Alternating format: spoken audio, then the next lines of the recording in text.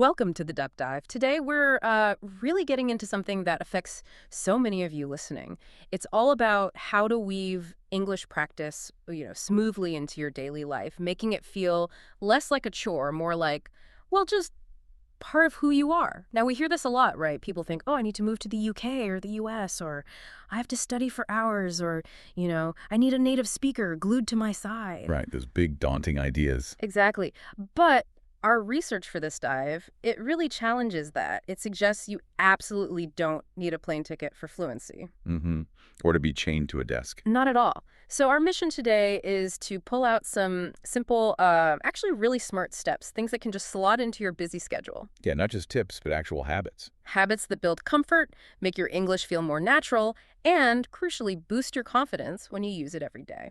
And what the sources really point to is this idea of, let's call them micro-conversions. It's not about finding extra time. Micro-conversions. I like that. It's about transforming moments you already have into, like, effortless practice. Small, consistent things that add up big time, almost without you noticing. It's kind of like invisible learning. Okay, let's unpack that. There's one technique that kept coming up again and again. Shadowing. Ah, yes. Shadowing. Maybe you've heard of it, maybe not. But what exactly is shadowing? Why does everyone say it's so powerful? Well, shadowing is pretty widely seen as one of the best ways to improve speaking and listening together at the same time. How does it work, though, in practice? It's actually deceptively simple. You listen to someone speaking English, could be anything, a podcast, a video, us right now, and you immediately try to repeat exactly what they say. Immediately, like right after them. Instantly, like an echo. Yeah. And the key rules are don't stop, don't start translating it in your head, and definitely don't reach for a dictionary. Just copy the sound, match the speed, the tone, the rhythm. So it's less about understanding every word and more about just mimicking the music of the language. Precisely. It's sound to sound. So for everyone listening, try this right now. Just repeat after me. Focus on the sound. I want to speak English fluently. Softly. I want to speak English fluently. I listen to English every day. Softly. I listen to English every day. Shadowing helps me speak better. Shadowing helps me speak better. Does feel a bit strange at first. It definitely does. Yeah. It feels awkward, and you probably won't understand everything you're saying. And that's completely okay. That's not the main goal, actually. Okay, so what is the goal then, if not understanding? The core purpose, what's really fascinating here, is training your brain and your mouth to work together in English, getting your mouth used to forming the sounds, feeling the rhythm, the flow. It's like building muscle memory for speaking. Ah, okay.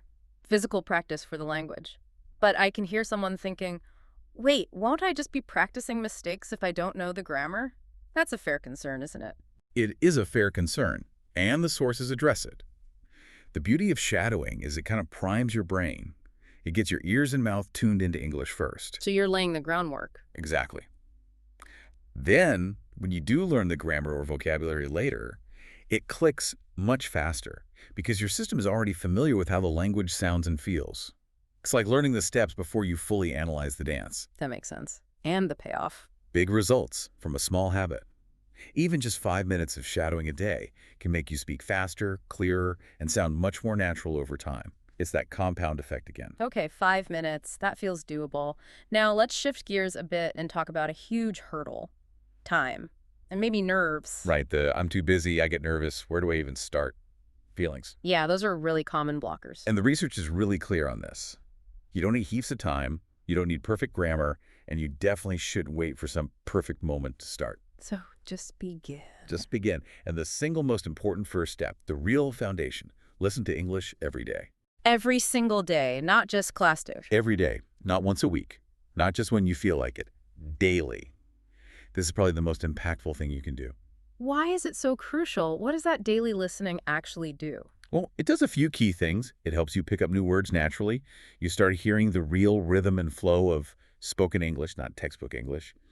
It trains your ears to understand faster speech, and you get used to how real people actually talk. Okay, but listen every day can still sound like a big commitment if you're, really busy. How minimal can we make this? It doesn't have to be intense study. It's about exposure. So podcasts like this one. Shameless plug. Well, yes. Or English music, short YouTube videos, news for learners, even simple stories. And here's the critical bit. You don't need to understand 100%. Really? even if I only get like half of it. Even 30% or 50% is incredibly useful. Your brain is still absorbing the sounds, the patterns, the intonation. It's building familiarity subconsciously. So it's more about making it background noise almost. Ambient learning. Exactly that. Make it the soundtrack to parts of your day. Listen while you're walking, cleaning the kitchen, cooking dinner, exercising, even just resting for a bit. And time-wise. Just 10 or 15 minutes a day. That's it. That consistent little dose makes a huge difference over time. Think of it as making English the background music of your life.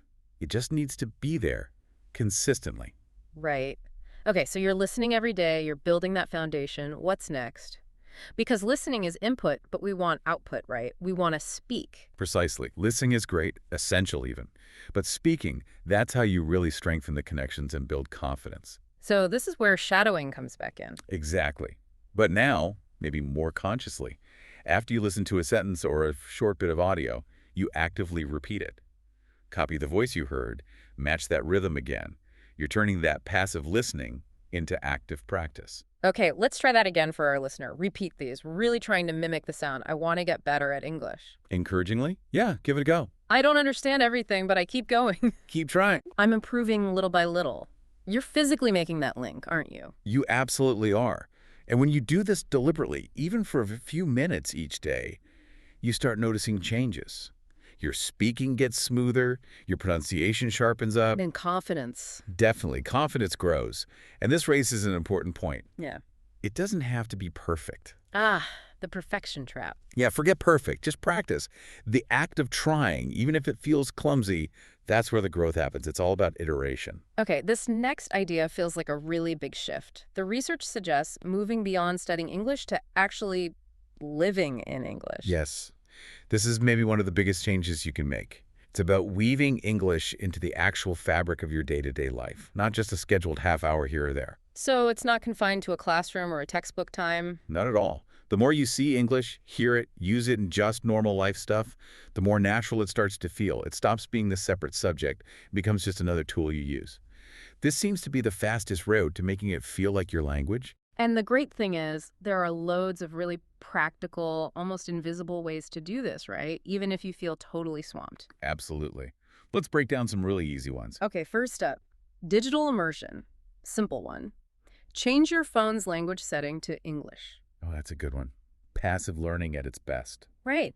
Think how many times you unlock your phone or check notifications. You'll constantly see words like settings, airplane mode, maybe brightness, update available, delete, downloading. You don't have to sit and memorize it. Exactly. Your brain just absorbed them through sheer repetition. You're learning without even realizing you're learning. Okay, sticking with digital, short videos. TikTok, Instagram Reels, YouTube Shorts. They're perfect for this. How so? Well, they're short, obviously.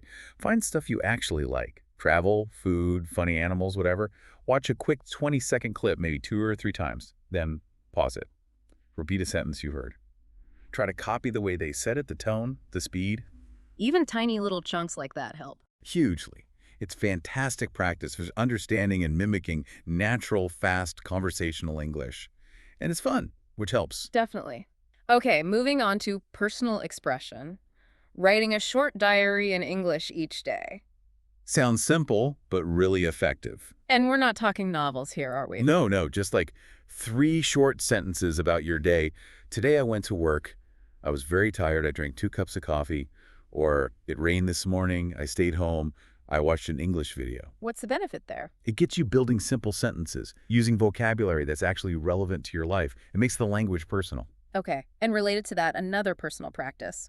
Recording yourself. Yes, the 1-minute voice message. This is a favorite tip from the sources. How does it work? At the end of the day, just grab your phone, open the voice recorder, and talk for about a minute. About your day, your plans, how you feel, something you learned. Maybe like, today was busy, had a meeting, made lunch, watched an English video tonight. But what if I make mistakes? It feels a bit exposing. That's the beauty of it. Nobody else needs to hear it. It's just for you. Mistakes are totally fine, expected even. The real power comes when you listen back. Ah, the listening back part. Yes, you hear your own pronunciation. You notice grammar habits, maybe words you overuse or stumble on. You become aware of your own patterns. And then next time, you can try to adjust. It builds fluency, confidence, and that crucial self-awareness. Okay, that makes a lot of sense. Then there's community and connection. What if you don't have anyone around you to speak English with? That's where online groups come in. You don't need a physical class anymore. Think WhatsApp groups, Telegram, maybe apps like Tandem, or Facebook groups just for English learners. So you can find other people practicing too. Exactly. You can write short messages, send little voice notes practicing that, speaking again, ask questions, answer others. Even just reading what other learners write is helpful. It makes English feel alive, a tool for connection, not just homework. It really brings it all together, doesn't it? These examples show that using English daily doesn't have to be this huge, difficult thing. Not at all. It doesn't take much extra time. You don't need a teacher standing over you. The secret really is just turning those small, everyday actions into opportunities for English practice. Like those subtle shifts. Right, instead of thinking good morning in your own language, just think it or even whisper it in English. Your to-do list. Try writing it in English. Got 5 minutes. Watch something quick in English instead of your native language. They seem so small individually. They are small, but done consistently. That's the key. These tiny actions build really strong habits, and those habits are what create confident, natural English speakers. Yeah. It's almost like fluency by stealth. Fluency by stealth. I love that. So the core message here for you listening is really about letting English become part of the weave of your life, isn't it? Mm-hmm. Let it be on your phone, in your quick notes, in your thoughts, in your voice when you practice shadowing or talking to yourself. Let it be part of you, not just something you study. Exactly. And when you approach it like that, English stops feeling like homework. Yeah. It just feels like something you live with, something you use naturally. And that, right there, that's when real fluency starts to bloom.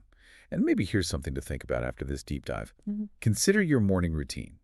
Just that little slice of time from when you first open your eyes to maybe that first sip of coffee or tea. Okay. How many tiny, seemingly insignificant moments are hidden in there? Moments that you could, with just a tiny shift, turn into English practice without adding a single extra minute to your schedule. Where are those hidden opportunities for effortless growth in your own day? Wow. That's a fantastic challenge, finding the English hidden in plain sight in our own routines. A brilliant thought to end on. Thanks so much for joining us on this deep dive.